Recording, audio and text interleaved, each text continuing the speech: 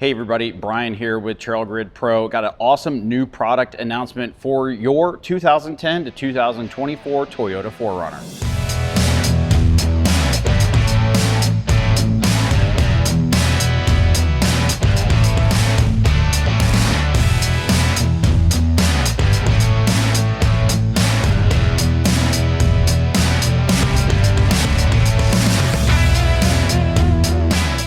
If you've been looking to upgrade your audio system in your 4Runner, we now have this awesome kit from AudX that is going to come complete with a 5-channel amp and is going to integrate perfectly with either your factory or an aftermarket head unit.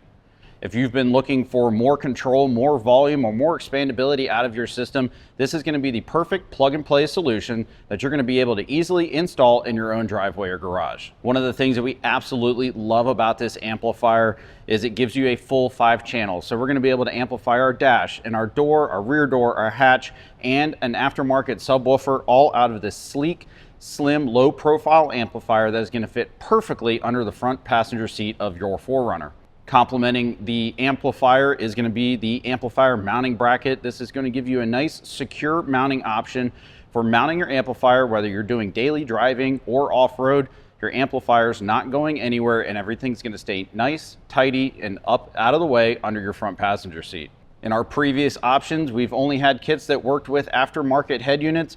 This 5-channel amp and its harness will, like I said, will work perfectly with a factory or an aftermarket head unit. Everything is nice and plug and play. You have the main harness here that is pre-terminated. It's nicely labeled. The connections are going to go right into the back of this amplifier. We then have vehicle year specific connections for behind your head unit. If you're using an aftermarket head unit, we're going to use RCA adapters to make our connections to your favorite aftermarket head unit. We also have other adapters. The amplifier itself is going to come with a bass control knob, which is super nice for depending on what kind of music you're listening to. Sometimes you want more bass, sometimes you have the family in the truck and you want to tone it back a little bit. You'll have that control right at your fingertips. This amplifier also has selectable input levels. You can select between a 2, 4, or even a 6-channel input. We are going to use a 5-channel input in this application. You have adjustable high pass, low pass, and band pass crossovers, a variable bass boost, and selectable auto turn on with remote sensing. And like I said earlier, the remote bass control knob comes included with the amplifier. To get power to our new amplifier, we've also included our TrailGrid Pro 4-gauge power wire kit that's going to come complete with your power wire, your ground wire, and an inline fuse. This install is going to be super simple and very easy to follow along. So in this video, I'm going to show you exactly the steps that it takes to disassemble your 4Runner, install this kit, and put it all back together. Before we jump into the disassembly, let's go over a few of the tools that we're going to need to complete this job. We're going to need a flathead screwdriver, a wrench. You can either use powered or manual, a 12 millimeter, a 10 millimeter, and a 14 millimeter socket, a couple of panel removal tools, and I have a pair of side cutters here for cleaning up our zip ties when we're done with the install. Now that we've talked about what this is going to add to your 4Runner and how easy it is to install, let's go ahead and jump into the vehicle and we'll start getting it torn down to accept our new amplifier kit. Let's begin disassembly of our 4Runner so we can get our awesome new 5-channel amplifier plug-and-play harness installed. So the first thing that we're going to do is we're going to start here at the head unit in the center console. We're going to get all of this out of the way so that we have plenty of room to run our new harness. First thing that we're going to want to remove are the 2 side panels here. These you can usually just grab with your fingers. And we're just going to pull them off and we'll set these out of the way.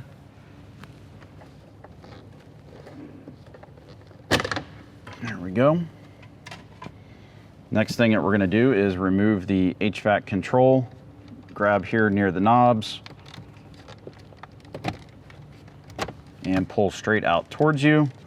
On the back side here, we're going to release the retainer and then we're going to disconnect the one plug. We'll set that to the side.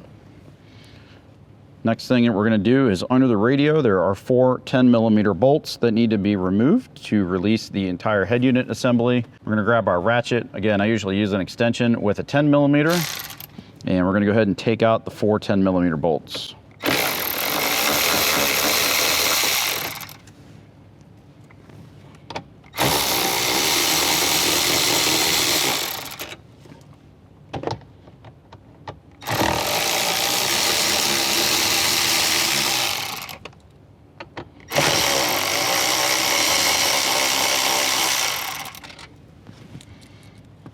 Normally, I would say put these in the cup holder for safekeeping, but here in a moment, we're actually gonna pull the cup holder out. So I'm gonna set these directly on the floor in front of me, out of the way, so that I know where they're at. All right, now we have those 4 10mm bolts out. We can go ahead and just gently pull on our factory head unit, and we're gonna pull straight out towards us. Sometimes you do need to reach in behind and loosen up the wiring. And then at this point, we are going to disconnect all of the connectors on the back of the radio for right now, so we can get this out of the way.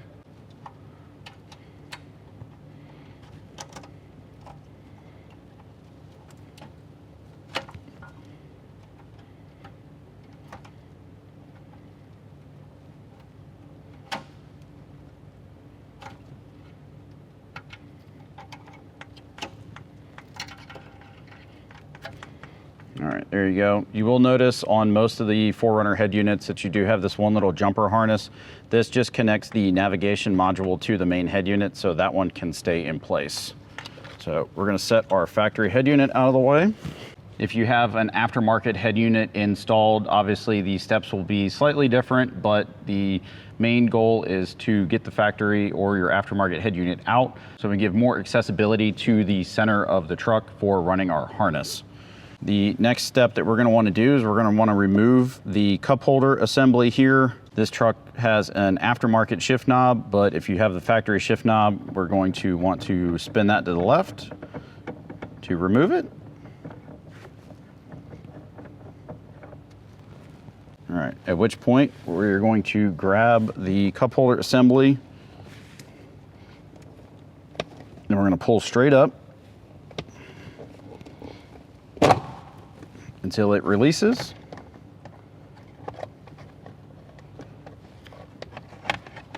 On the bottom of our cup holder assembly, we're going to disconnect any of the wires that are holding it in. So here we have one here towards the front. We're going to push the tab in and release it. And then we have the other connector back here. Again, depress the tab and disconnect it, and then we can get our cup holder assembly out of the way. The next piece that we need to remove is this little plastic trim piece here at the bottom of the cubby. That simply lifts straight up and out of the way. We then need to grab our Phillips head screwdriver and we're going to remove the 2 bolts here.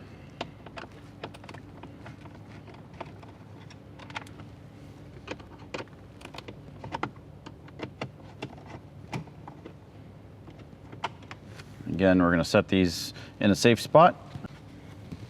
That will free up our cubby.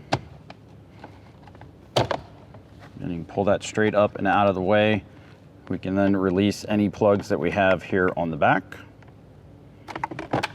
and remove your cubby.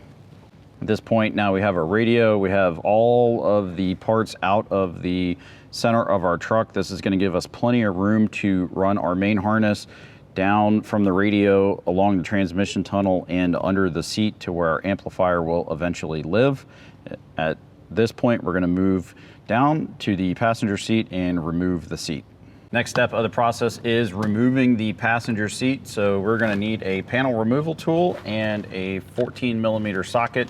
First thing that we're going to do is pop off the plastic covers here on the front of the seat mounts. So you can use a panel tool if you need to. I'm going to pop it up and pull it straight off. Sometimes you can just get under with your fingers and they will come off. And we're going to remove the 2 14mm bolts.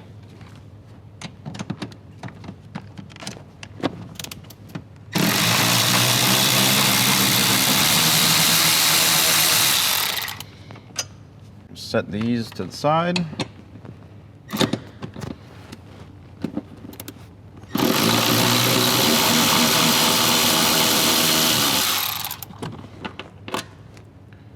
Now that the bolts are out of the way, we're going to slide our seat forward. So this one's a power seat, or if you have a manual seat, just slide it forward. That will give us better access to the bolts in the rear.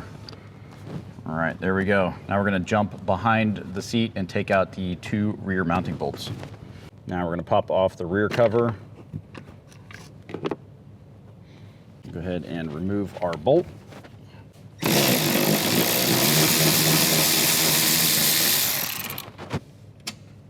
And repeat the same process for the last cover.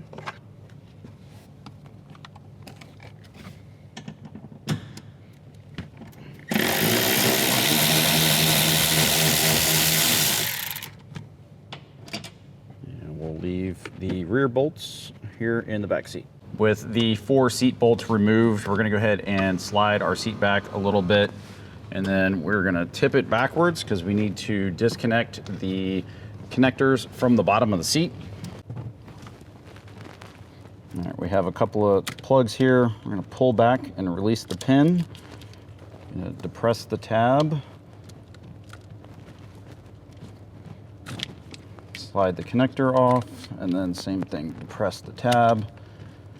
And these are all held on with one retainer here. So we're going to grab our panel removal tool.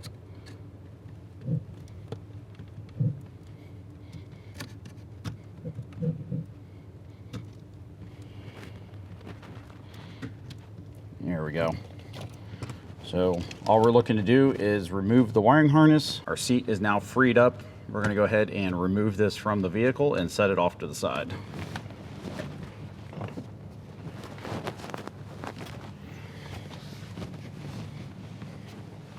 Last bit of disassembly we need to do over here on the passenger floor is we're going to go ahead and remove the sill plate as well as the A-pillar kick panel. So we're going to start with the sill plate. Again, you can use a panel tool, or sometimes you can just get your fingers under the panel and just go ahead and pull straight up. And we're going to release all of the retainers.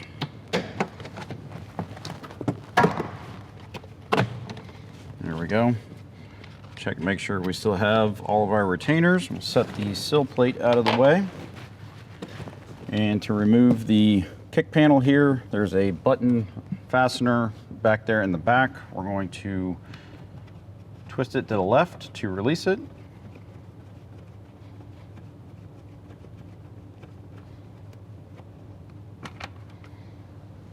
Go ahead and get that off. And then our panel will just pull straight off. There are little retainers. We're going to go ahead and make sure that we get that back out and put it back in the panel. So there it is. Slide that back in place for later. Removing these 2 panels is going to give us the access that we need later on when we start to run the power wire for our new 5-channel amplifier. Now that we've completed the disassembly of the interior of our 4Runner, the next step in the process is we're actually going to start installing our new plug-and-play kit with the harness and our power wire. So what we're going to want to do is find our T-harness end that's going to go up towards the radio, and then the amplifier end, which has been nicely labeled for you, amplifier side. So what we're going to do is I'm going to start with our T-harness that's going to end up behind the radio, and we're going to work them up the middle of the dash.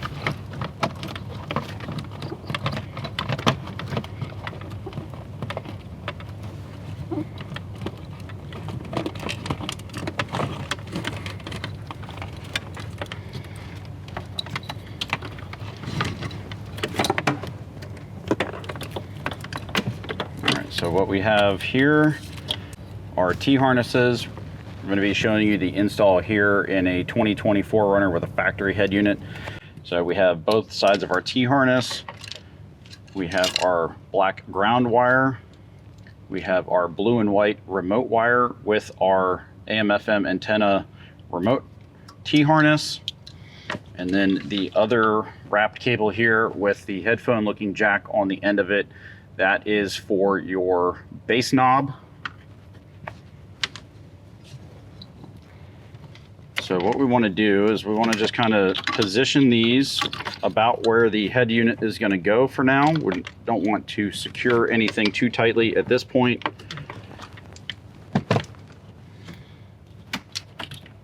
So I'm going to tuck these up here out of the way, and then we're going to grab the other end of our harness, and we're going to continue working it down the bottom of the dash and towards the transmission tunnel.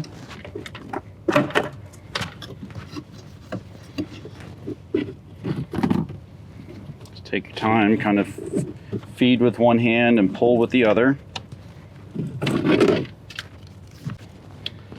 All right, we're going to continue down along this passenger side of the transmission tunnel.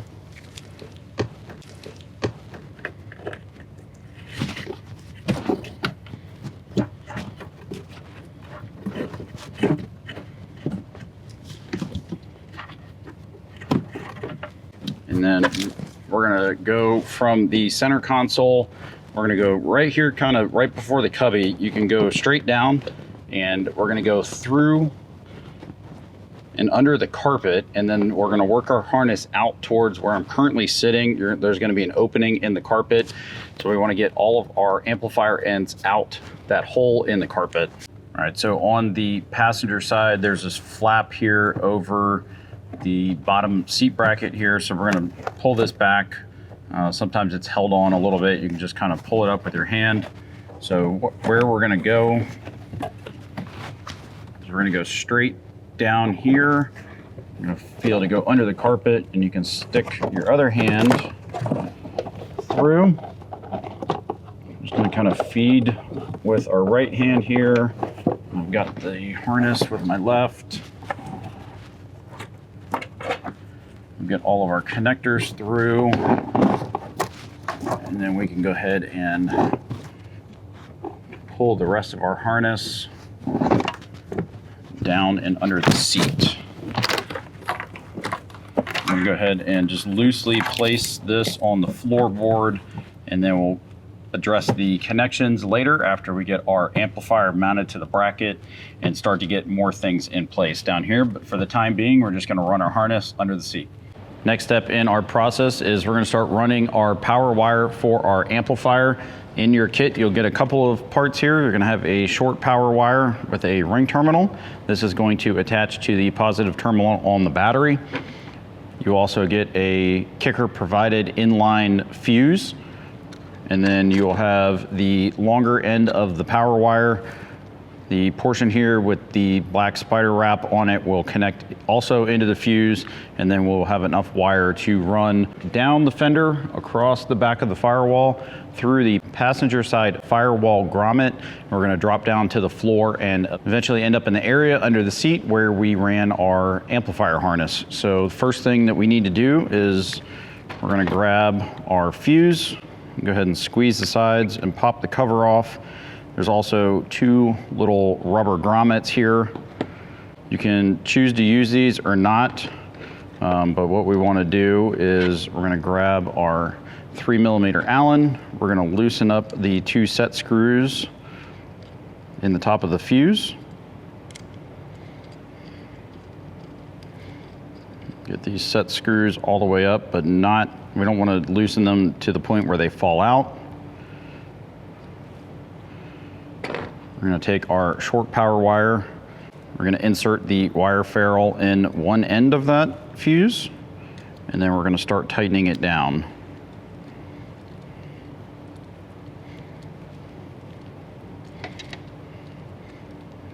Switch over and snug it up. Usually like to give it a little bit of a wiggle, and then make sure that it is once again all the way tightened up, and that set screw is nice and dug into the wire ferrule. We're going to grab the long section of our power wire and repeat the same process on the other side. So we're going to push the wire ferrule all the way in and tighten up the set screw.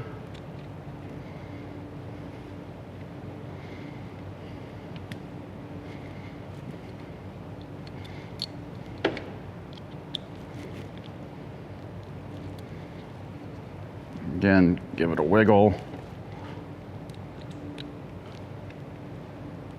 All right, and that is good and finger tight. All right, at this point we can take our cover and we're gonna put it back on the inline fuse.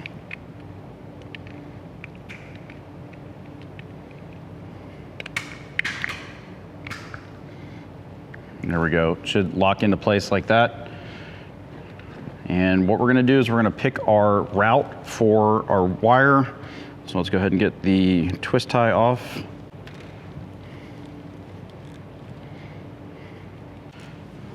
And we'll go ahead and uncoil this.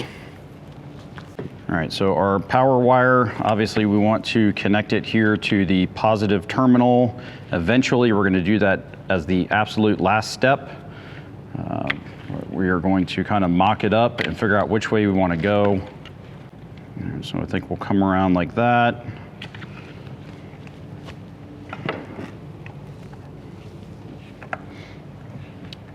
I think in this installation, we're going to go ahead and put our inline fuse right here. If you have other accessories, just kind of mount it wherever you need to. If you don't have any accessories, right on top of the fuse panel box is generally a pretty good location. We're going to use some super strong Velcro to do that.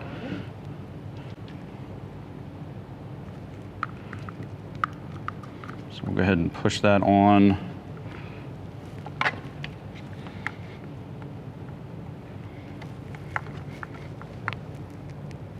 So that will give us enough to loop around and connect there. Now we're gonna take the rest of our power wire and I'm gonna try to tuck it behind as many things as I can, but we're gonna go down the fender, go across you can see there where there's the main harness that runs across the firewall and over towards the passenger side.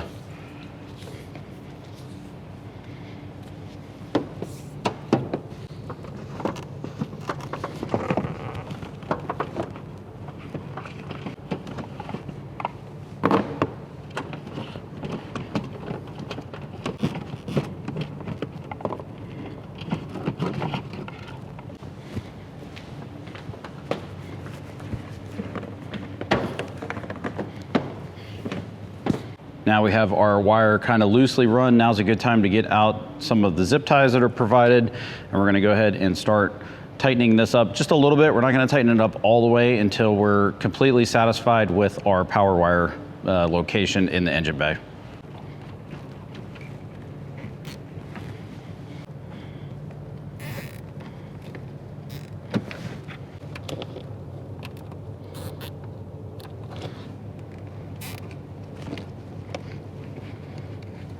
All right, now we have our power wire loosely run through the engine bay. The next step that we need to do is make a hole in the passenger side firewall grommet so that we can pass our power wire through and into the cab of the truck. So to do that, I usually use one of these little extendable knives. We're gonna use that to make an X cut into the firewall grommet, and then we can be able to pass that power wire through. All right, so we're looking for the grommet here. I'm gonna pick a spot kind of off to the side of where the main wiring harness goes through, and then I'm gonna just use my blade here and I'm gonna cut an X pattern. So just kind of start the blade in.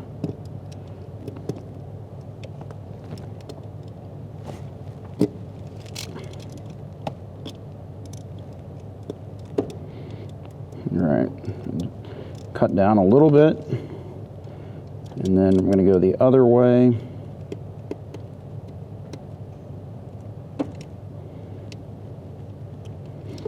And then once we have that initial X, we're going to extend the knife out and we're going to cut through because there's actually 2 layers of the grommet.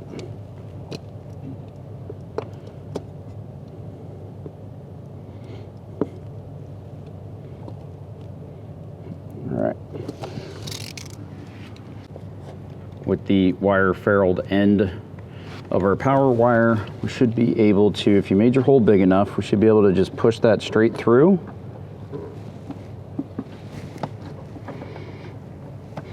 There it goes through. If you're having trouble getting it through, We recommend spraying some like glass cleaner or some sort of light lubricant on there. It might just help it slide through the firewall grommet.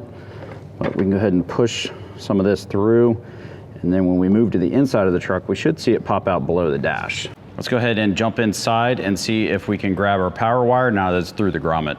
Now inside the vehicle, we can see that our power wire is through and down to the footwell. So what we can do is pull all the slack out. Feels like it's getting caught up on something. May need to go back to the engine bay, just make sure there's no kinks or loops in the wire. Or it gets stuck on the airbox. All right, let's check the engine bay one more time.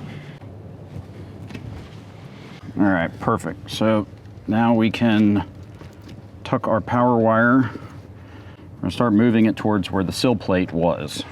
Now we're gonna take our power wire and we're gonna continue running it down next to this main wiring harness in the door sill. So I'm just gonna go right under these little plastic hold downs. And we're gonna go through the first 3.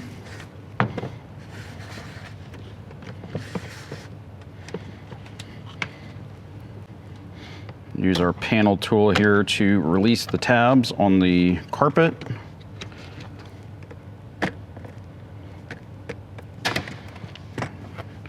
And then we're going to take our power wire and go towards the middle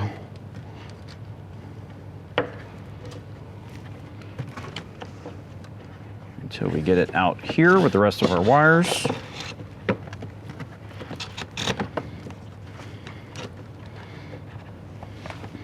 All right, so now we have our amp harness, we have our power wire run. Next thing we're gonna grab is our black ground wire and the 10mm bolt.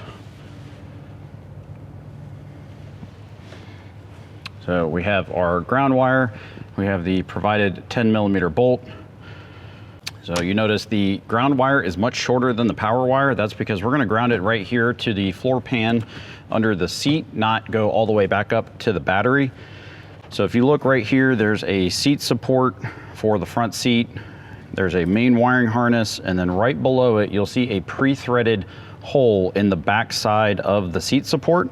That's where we're gonna use our 10mm bolt to ground the ground wire. So we're gonna put it through the ring terminal, and then we're gonna thread it. We're gonna start it by hand into the pre-threaded hole.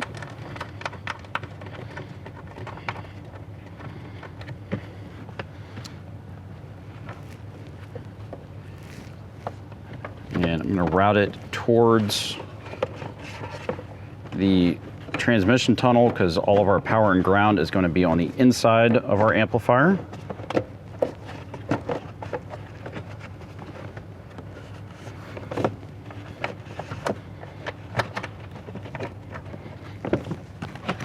Once we have our ground wire ran, we can grab our 10mm socket and tighten the bolt down.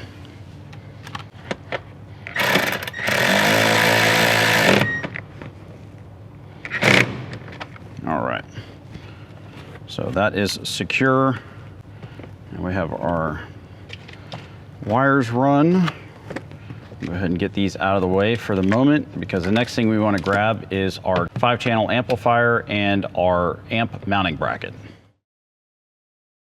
First thing we're going to do is we're going to grab our amp mounting bracket. You can see the AudX sticker here. That is going to face up, and then the tabs here on the back, these are going to go towards the rear seat bolts.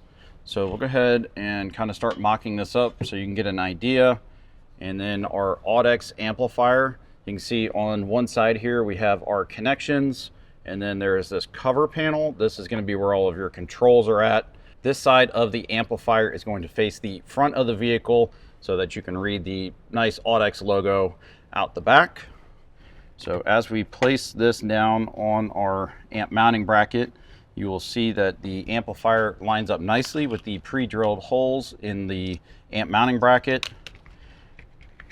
We then can get out our amplifier mounting screws.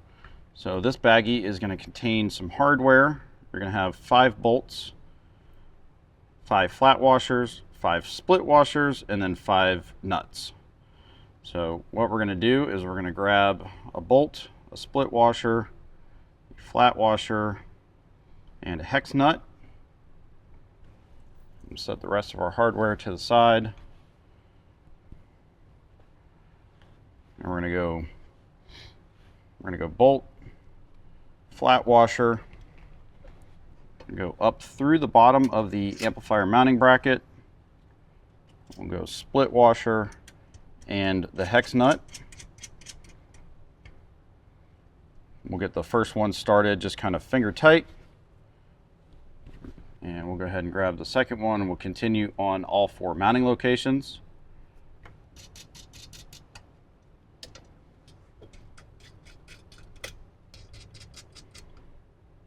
All right, now that we have all 4 of them mounted, we actually will take our extra set of hardware. We've included an extra piece of each just in case you drop one of them across the garage floor. We'll save those in the baggie and put them in the rainy day bin.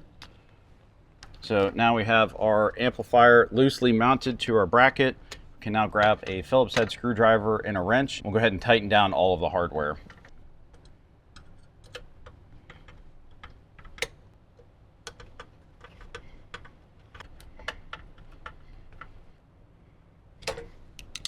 All right, with our amplifier secured to our bracket, we can start lining up our main harness here. So we have our input, output, and remote. So as we look at the side of our amplifier here, you'll see we have our input harness, our remote harness, our output harness. This is going to be our positive and negative for our subwoofer. You have a couple of fuses here with your power indicator light, and then over here is where our power and ground cables are going to go. So the other thing that we're going to want to do is go ahead and remove these 4 small Phillips head screws. That's going to remove the cover plate and give us access to our control dials and switches. So when you remove these, just be careful. These little screws are very tiny.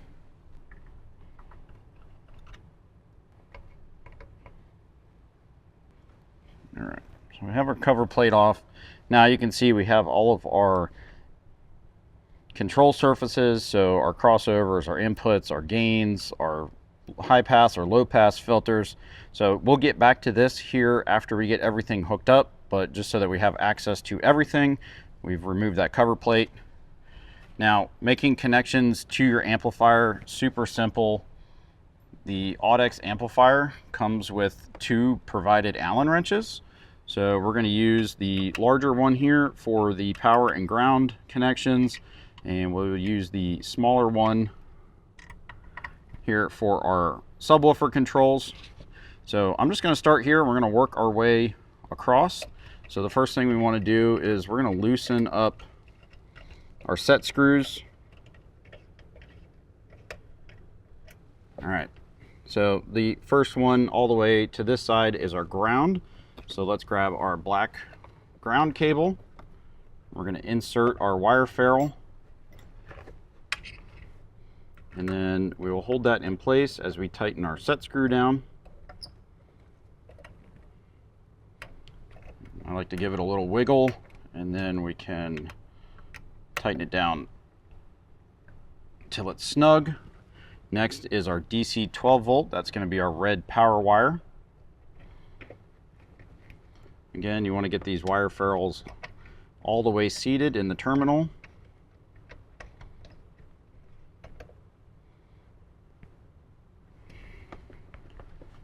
And we'll go ahead and tighten that down.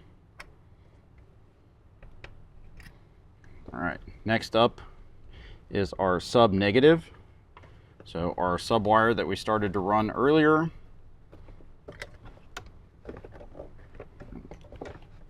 Pull this through, and we're going to take our red with the black stripe. That's going to be our negative. We're going to grab the smaller of the 2 Allen wrenches that were provided.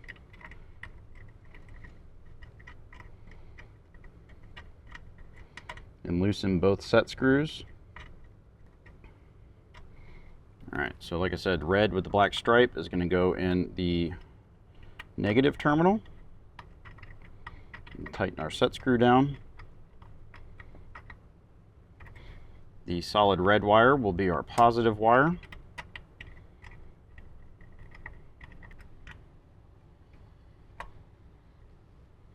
see we have black, red, black stripe, red. Next up, we're going to get our main harness.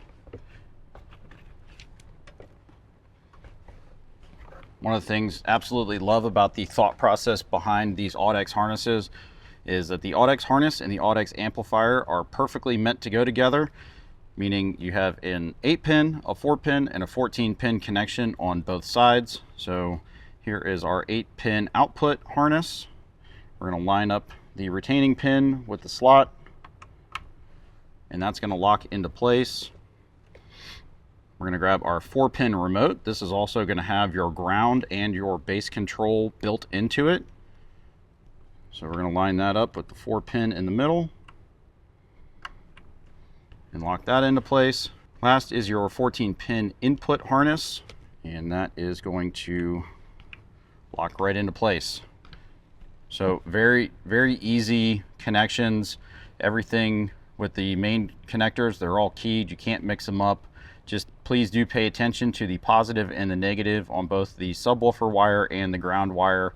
We don't want to have those reversed. That will cause problems. So just take time to quickly double check. Ground, black, DC 12 volt. We have power, negative. We have the red with the black stripe. Positive, we have the solid red subwire. These are all connected. So we're now able to go back under the hood. We can give power to the main wire here to feed power to our amplifier. All right, jumping up to the battery, now it's time to connect our power wire for our amplifier. So I'm going to use the post back here. So we're going to grab a 12mm and take the nut off.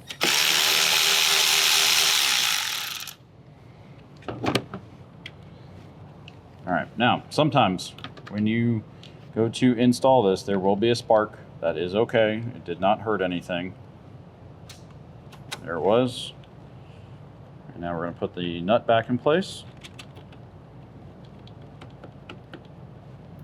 And we can tighten it down.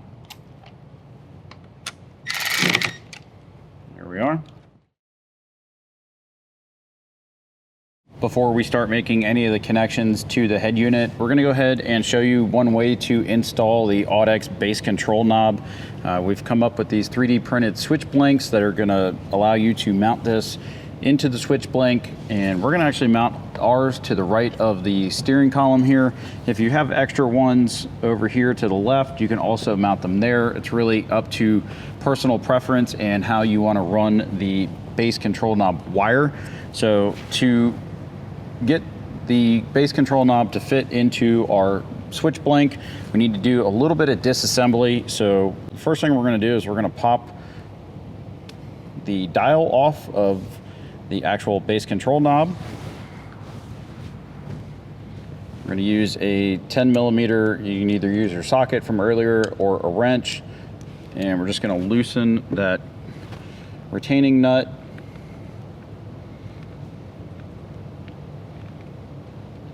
We're going to go ahead and spin it off. We're going to save that. And now what we need to do is actually need to separate the back of the bass control knob from the little housing.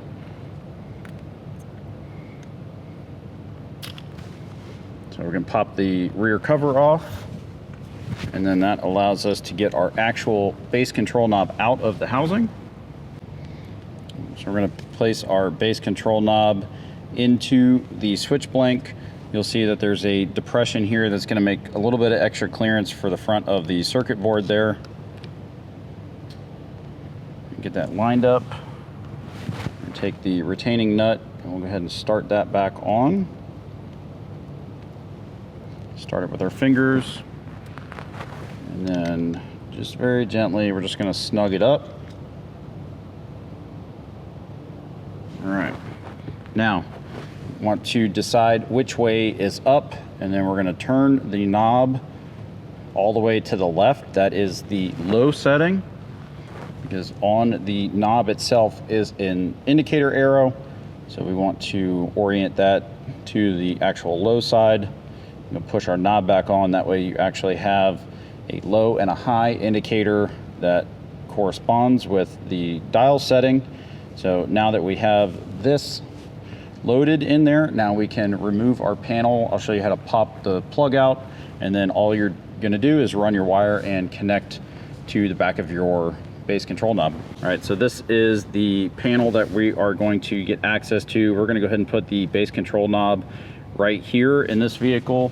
So the easiest way to do that is down here, right where customer has his pedal commander installed. We're gonna get our panel tool, and we're gonna pop that loose. That will free up this upper panel.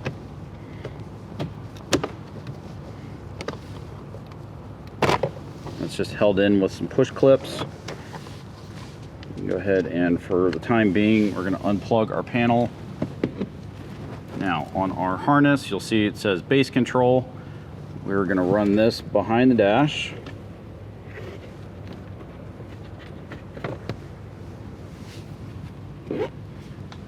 And then we have our panel. We're going to flip it over, and then we're just going to depress the tabs and push our button blank out. You can save that. We take our bass control knob. We had it set to low, so that's going to go to the left, and we're just going to work that into the panel until that is fully seated.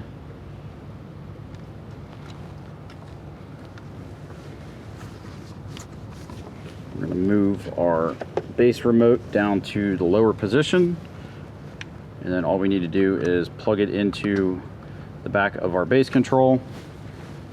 We're going to plug back in our start stop button, pull the extra slack, and then we can put our upper panel back in place, and then lock in the bottom. And now we have bass control right here at our fingertips. Now we can start making connections to our head unit. All right, so in this actual part of the install, I'm going to show you the connections for the 2020 to 2024 with a factory head unit. If you have either a 2010 to 2019 with factory or aftermarket head unit, or a 20 to 24 4Runner with an aftermarket head unit, skip ahead right here. We're going to have chapter markers for small segments that cover each of the connections to each of those different setups. All right, continuing on this with our 2020 to 2024 with the factory head unit. I'm going to set a microfiber towel over the shift column here, just so that it will protect the head unit a little bit as we make our connections. So first thing we're going to do with our amplifier harness is, here is the black connector. That is the factory connector coming from the dash. That's what we want to connect to the female connector from our T-harness. That is the return of the signal coming back from the amplifier through our AudX harness, and then going out to the factory speaker wiring for the dash, door, rear door, and hatch speakers. We're going to use our AudX AM/FM remote wire and T-harness. So we're going to find our AM/FM connector from our truck. That's going to be the male connector, is going to go to the female end from our harness. So that gives us our remote. We also have our ground wire. We've already attached the other end of this to our amplifier, so we're going to also ground it out on the side of the head unit. All right, so all we're going to do is we're going to pick one of these screw locations here. This is going to attach the metal bracket to the radio. We're just going to remove one of these. We're going to grab our ground wire extension with the ring terminal on it, and then we're going to reinstall the screw. I'm going to orient it towards the back of the radio.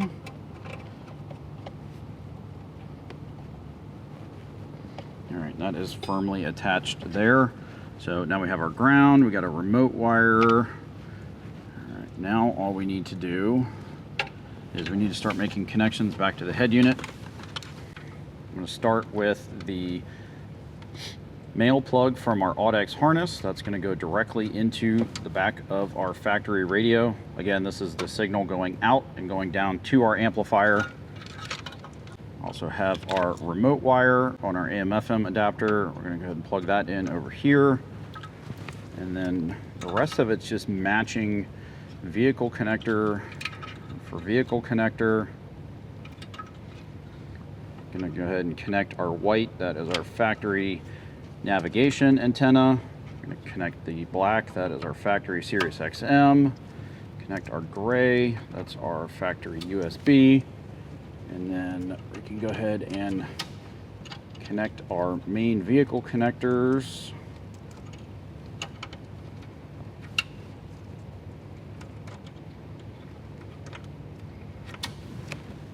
And last one here is the skinny black one. That is going to be into our navigation module. And our blue connector there. So just a quick double check of the back of the radio. Everything is filled, so that means all of our connections are made. So at this point we want to make sure that we also connect our hazard switch.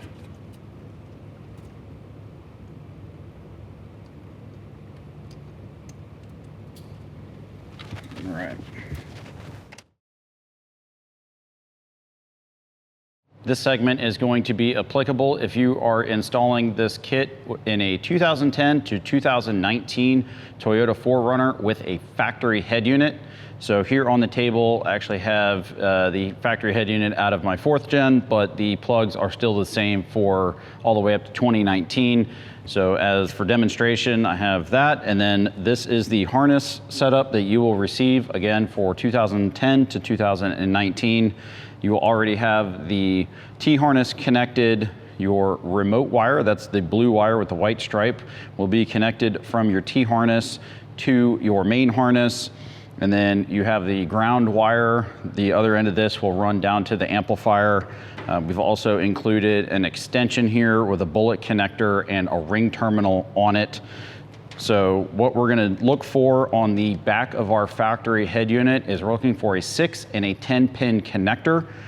So on this radio, you can see that they are right here. You will have the male end of the connector coming out of the dash of your vehicle. So what we're going to want to do is the male ends coming out of the vehicle will connect into the female ends of our T-harness. You then have the corresponding male harnesses that we are going to connect back into the radio. So the 6-pin will line up, the 10-pin will snap into place there. So essentially what we're doing here is we have audio signal coming out of the head unit, running down to the amplifier. It's then going to travel back up the harness, go through the other side of the T-harness into the connectors coming out of the dash of your vehicle. That will send the signal out to the dash, door, and rear hatch speakers. And then the last wire to connect is the ground wire. This is optional, one way to connect it, but you absolutely don't have to do this if you don't want to. But on the side of the factory head units, even in the 5th gen 4Runner, you have some of these metal screws that hold in the metal bracket. All you need to do is just pick one. We're just going to take one of the screws out of the bracket, put it through your ring terminal, and then reattach it.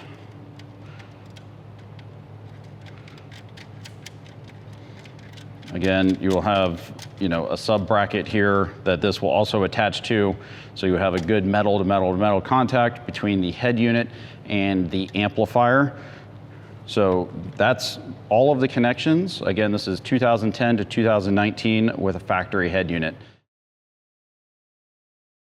In this segment, we're going to cover how to connect your main harness to your aftermarket head unit in your 2010 to 2019 Toyota 4Runner.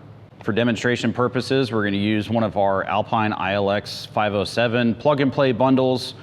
So as we turn it around here, you can see we have all of our harnessing and our main harness for our radio. When you receive your main harness for your amplifier kit, you'll notice that on one side, on the male side of the T-harness, that these 3 connectors aren't connected to anything. That is completely fine, because in the aftermarket application, we're going to use the RCA to connect to the radio. Also coming off the male side, you'll have the blue wire with a white stripe that will already be connected from the T-harness to the main harness. That is our remote turn-on wire. That is the wire that is responsible for when the head unit turns on, it sends signal down the remote wire to the amplifier, letting it know that it also needs to be turned on. So that will be connected.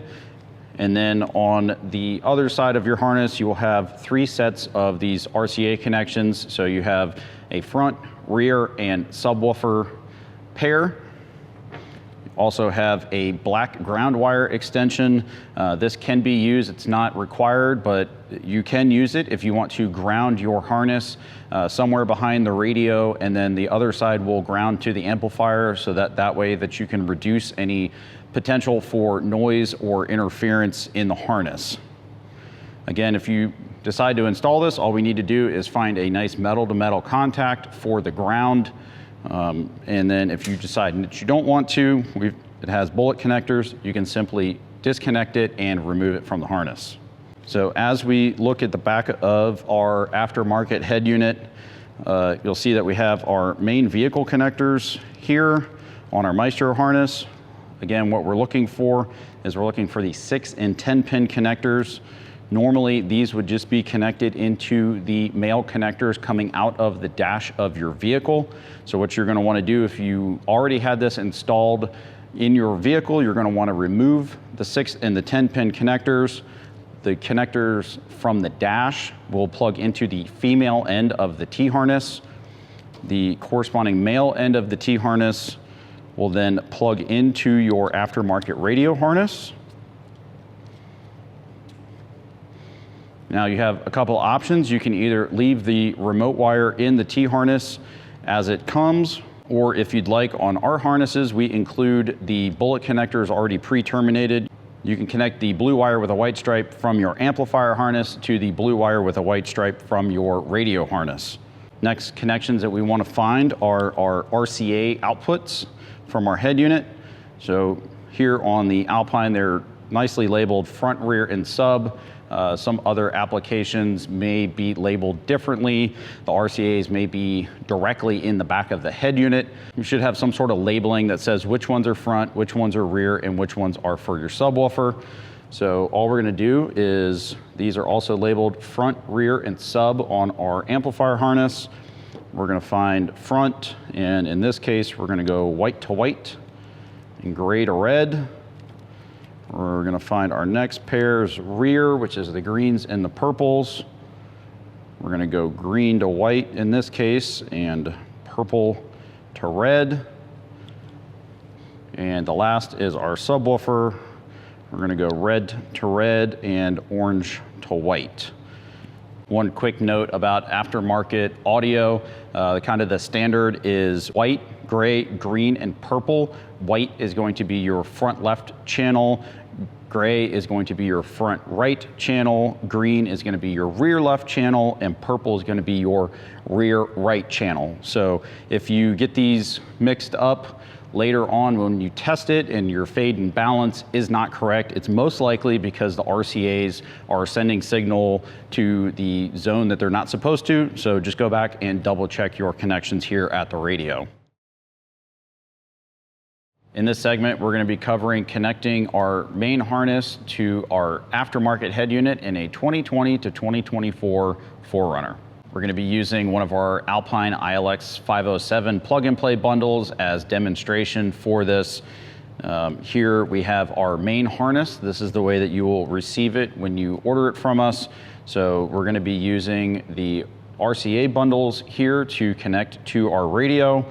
The other side of the harness will have the connection to return the signal back to the vehicle. So basically the signal will be coming out of the head unit through the RCAs down to the amplifier, and then will travel its way back up the harness.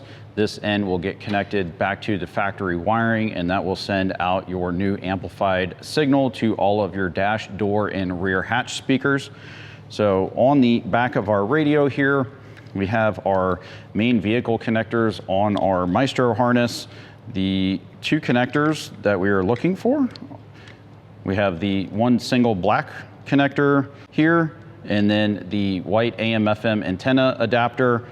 If you already have your aftermarket head unit installed with this similar setup, you're going to remove the factory plug, male end of the plug that comes out of the dash from the black connector here. We are no longer going to need that connector, as we are now going to use our harness. So now the connector from the dash, the male end, will connect into the female end of our T harness. We're then going to connect our RCAs.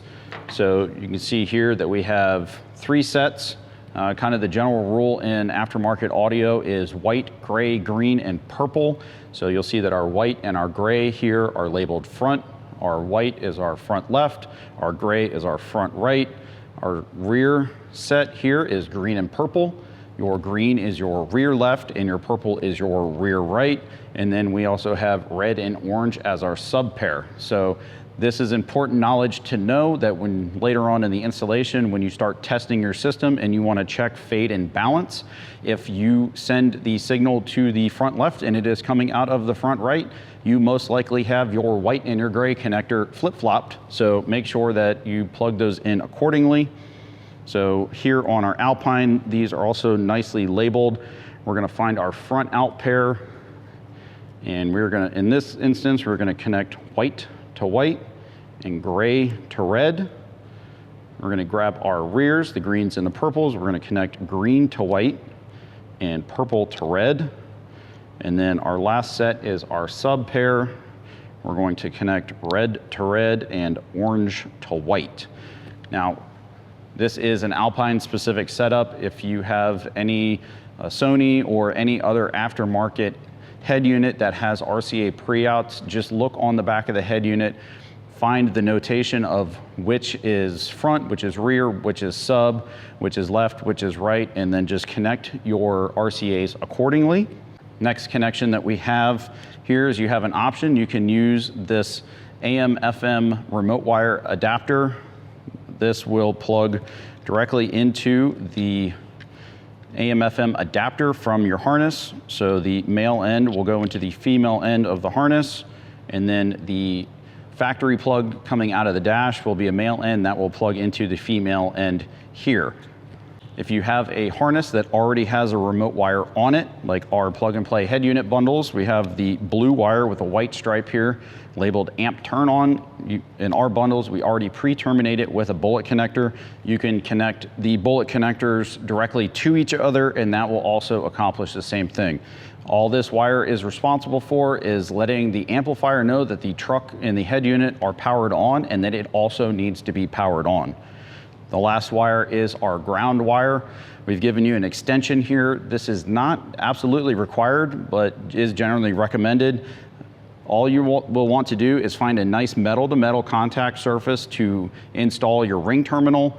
This will, again, ground out the main part of the harness from the radio all the way down to the amplifier to eliminate any potential noise interference or engine noise.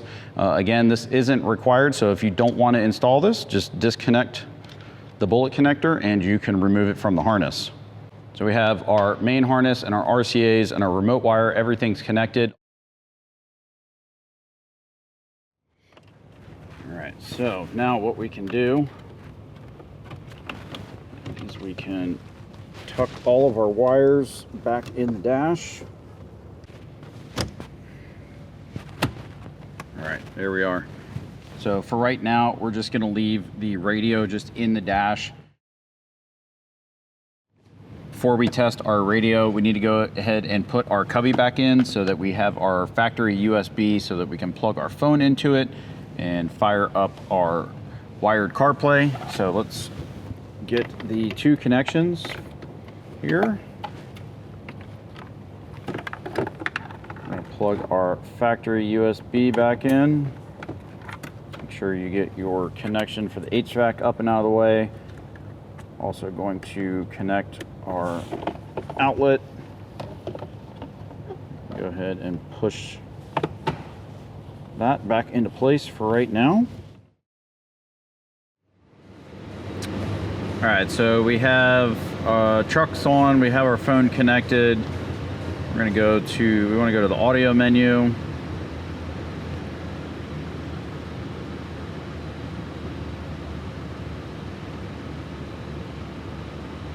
We're gonna go down to sound and fader and balance. We wanna check our fade and balance, so we're gonna turn it up a little bit. All right, it is playing out of the front left channel. That's our dash and our front door.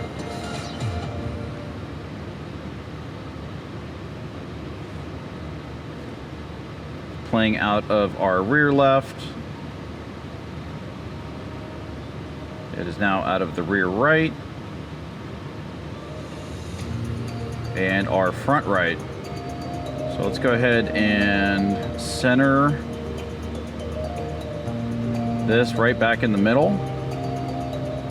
We're gonna go back, and we also wanna check our treble, mid, and bass. All of our adjustments are right in the middle. That's important when we go to start tuning the amplifier. We want all of the adjustments flat. We're gonna start making our adjustments at the amplifier, and then you can come back up to your head unit and make any final EQ adjustments. So everything is where it should be here. All right, so looking at the controls and the switches on our AudX 5-channel amplifier, we're gonna go from my left to right here. So input level, your options are high or low. We're actually, in this case, we have an aftermarket head unit installed, so we're gonna go low level since we have RCAs connected. If you're going straight from the head unit to the amplifier, you can switch that over to high. Moving down, there's a auto turn on. The options here are on or off. We can go ahead and leave that in the on position. In either case, we have a remote wire that is the blue with white wire that we connected. It's running from the head unit to the amplifier. That's going to tell the amplifier that it needs to be turned on. Moving next to that, we have our front channel setting. So our front is going to be our dash and our front door speakers on each side. So first is crossover. We either have a flat setting or a HPF, that is a high pass filter. So we're going to put it on high pass filter, and then the mode select here, there's a ×1 or ×10 factor. We're going to leave it to the X1, just the 1 times factor. Our gain here, that is basically the level of volume that we're going to get out of it. Currently, they are set all the way to the minimum. We're going to leave that for right now until we start playing music. And then our high pass filters here. The high pass is basically going to cut out certain frequencies that we don't want playing to certain speakers. So the high pass filter is going to cut out the lower frequencies, and then the low pass filter will cut out higher frequencies. The idea here is if you have the words of the song coming out of your subwoofer, then something is either not set correctly or not hooked up correctly, because the subwoofer or the tweeters are, like in this case, the tweeters are not meant to play sub-bass frequencies. So in this setting, we're going to go ahead and adjust this. The minimum is 50. We're going to go we're going to start at about 11 o'clock there on the dial. Next, we're going to move to rear. So the rear is going to be your rear door and your rear hatch on each side. Again, we're going to set this to the crossover to HPF, so high pass filter. The low pass filter, we're going to set to ×1. Again, we will set our gains here in a couple minutes. And then our low pass filter, we're going to set that just about 1 o'clock. And then our high pass filter, so that's between 20 hertz and 400 hertz. So we're going to set that about 12 o'clock. You can adjust these as you play music and kind of fine tune them to your liking later. Last here, rear, we have a 2-channel or 4-channel setting. We want that to be on the 4-channel because the fronts is channel 1 and 2. The rear is channels 3 and 4. And then as we move over to our subwoofer, that is our 5th channel. So our first switch here, it says 2-channel or 5-channel. We want that on 5-channel so that we have our sub phase. You generally can set this to either 0 or 180. It really just depends on the sound profile. Basically, flipping the phase of the subwoofer makes it move either out first or in first. So again, most of the time you can set this to 0. If you feel like the bass is a little bit muddied or it just doesn't sound right, you could try flipping the switch to 180 and see if that improves your bass output or your clarity of the bass. Again, you have a sub gain control, you have a low pass filter, so this is between 50 and 500. We're going to put this about 1 o'clock, 2 o'clock. We don't really want the subwoofer to play anything above 100, 120 hertz. The subsonic control here, we're going to leave that alone, and then the bass boost, we're going to leave that alone as well. Bass boost is just going to increase your bass by a factor of decibels. Generally, you're going to get enough control out of your gain and your crossover setting that we don't generally recommend messing with the bass boost. So now we've gone through what the settings do, where we recommend putting the dip switches initially. The next step is we're going to find some music that we're going to play on our head unit. We recommend playing this about 75% of whatever the maximum volume of your head unit is. We want to send the most amount of power from your source unit down to your amplifier, and then let the amplifier do its work in amplifying the sound out to your speakers. So at that point, you can then start adjusting your gain. So we're going to go for overall volume that you're looking for. Again, some people like a little bit more in the back, some people like a little bit more up front. So you can kind of play with the gain settings, and then, it's going to be a lot of adjust, put your head in the truck, listen. All right, I want a little bit more out of the rear speakers. Maybe I want a little bit more out of the subwoofer. So the gain settings, like I said, we're trying to get overall volume. Once we're happy with overall volume, then we will go back into the head unit and adjust some of the EQ settings, whether you're using a preset or you want to go in and create a custom. That will give you your end result in your 4Runner. So I'm going to go ahead and just kind of go through this. It's going to get loud, so I'm not going to be able to talk through it, but we're going to go ahead and turn the volume up on the head unit, and I'll make some initial settings here on the amplifier.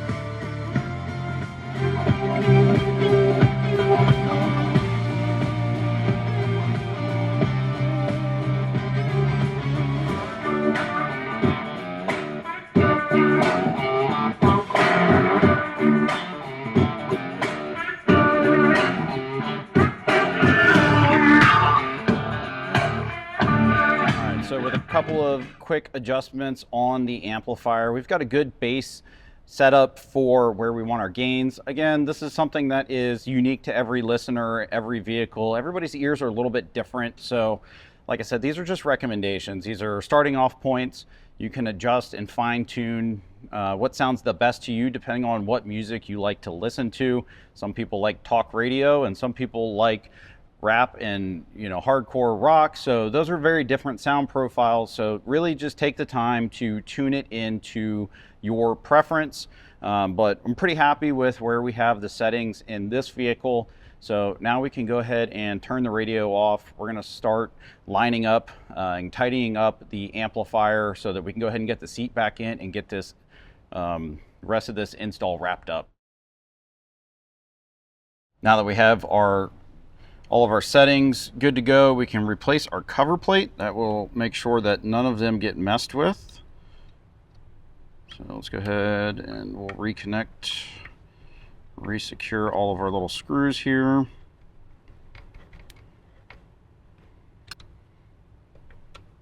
Don't need to go crazy on torquing these down. They are pretty tiny.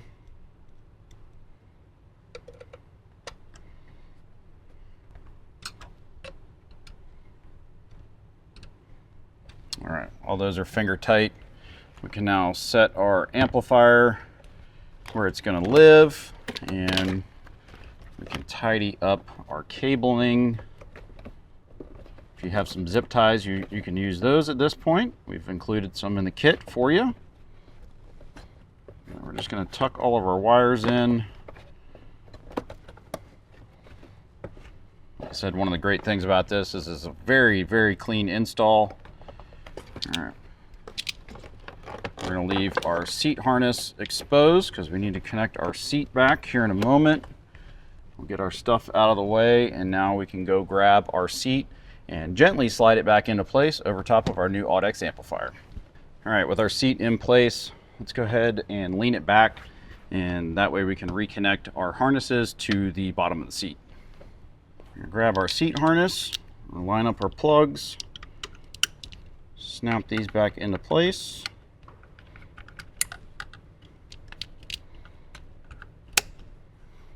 Put the retainer back in the seat bracket. And now we're going to work our seat down, and we're going to line up the alignment pins with the factory mounting locations.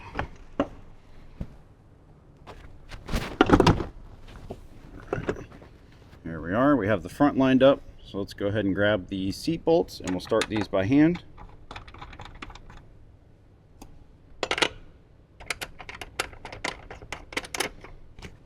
Now I'll slide the seat forward a little bit if you need to. We're going to move to the back and get the rear seat bolt started. All right, well, now we're in the rear. We want to make sure that our amplifier mounting bracket, the holes are lined up with our factory seat bolt holes. So you can kind of wiggle this around as needed. All right, so both holes are lined up. We can go ahead and start the rear seat bolts by hand. You guys can get a look now. This is a nice clean install. All of our wires are towards the front there, nicely protected. Once this gets mounted down, this amplifier is not going anywhere. All right, so we have those started. We can now grab our 14mm and we'll go ahead and tighten down these rear seat bolts, replace the plastics, and then move to the front.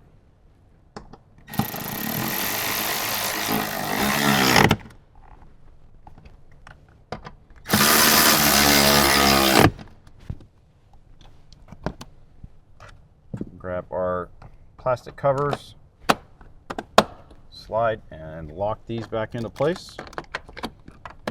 All right, we'll go ahead and finish off tightening up the front seat bolts with our 14mm.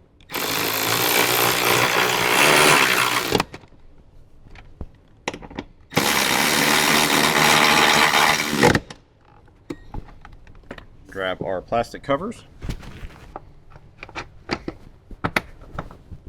Push that back into place and lock it down.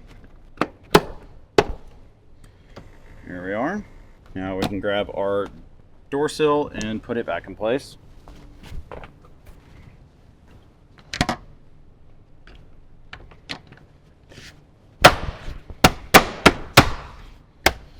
There we are. All right, now we have our front seat reinstalled. We can move to the center console and get the center of the truck all buttoned back up. First thing I'm going to do is grab the 2 Phillips head screws that we need to replace in the cubby. So you can either use a Phillips head or your 10mm. So go ahead and start these.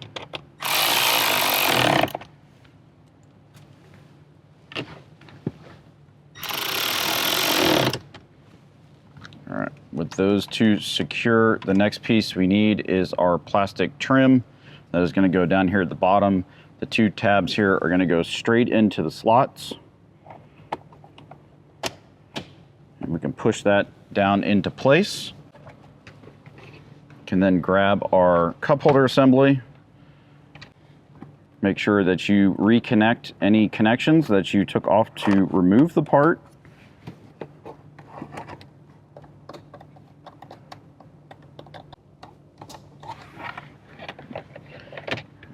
You're going to line it up here in the back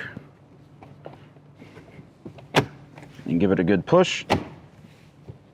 That snaps into place. We can then replace our shift knob. We now want to grab our 4 10mm bolts that hold in our radio.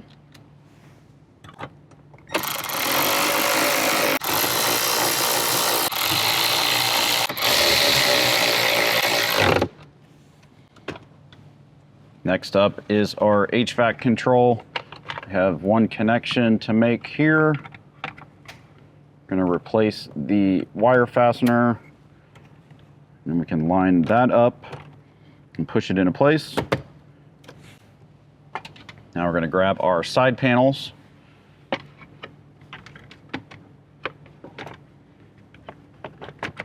Get them lined up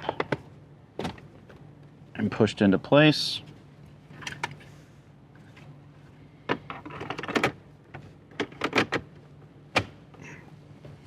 All right, so that wraps up the reassembly of the interior of our 4Runner. We've taken our 4Runner apart. We've installed this awesome new AudX 5-channel amplifier kit. Now we only really have one thing left to do, and that's listen to our new audio system.